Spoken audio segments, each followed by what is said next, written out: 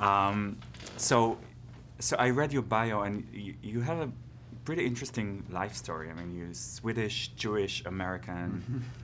Like, what do you feel like, more Swedish or more American right now?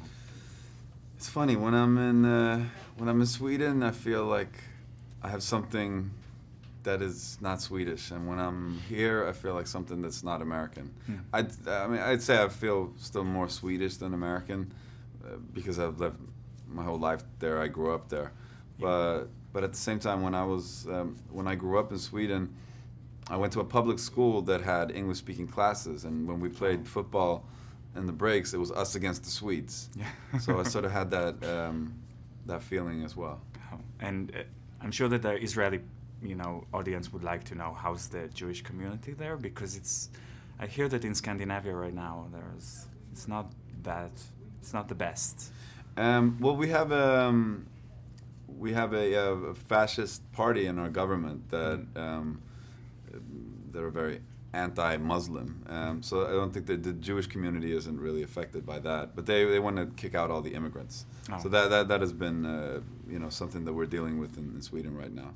But the Jewish community it's an old community. The biggest Jewish wave came I think my family came from the Ukraine in 1850, something like that. So they're very integrated and sort of a silent.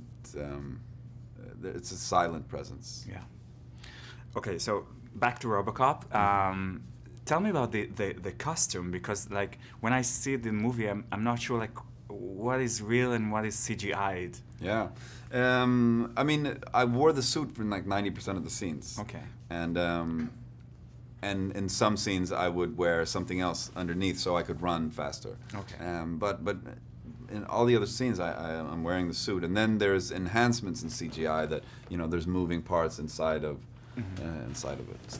Oh, and like when you approach the role, did you watch the old one just to know to keep something something small from the original, and if yes, what was? I mean, I didn't rewatch it because of that, but I'd seen. I was such a big fan of the original film, so I'd already seen it, 20 to 25 times before I even auditioned for Robocop. And we went for a completely different movement pattern, because I think our idea of what a robot would be in the future is very different from the idea of what a robot would be in the future in 1987. So I went for a much more fluid, more of a superhuman motion of movement. But I did keep the neck and then the shoulders moving after. I thought that it was a little homage to Peter Weller's great physical performance. Yeah. And just quickly, is this something that you would like to see yourself doing in the future, like more action-type movies rather than, I like doing action, but it has to have substance, because otherwise it becomes mindless action, and that doesn't interest me at all. And that's why I was initially not so interested in Robocop.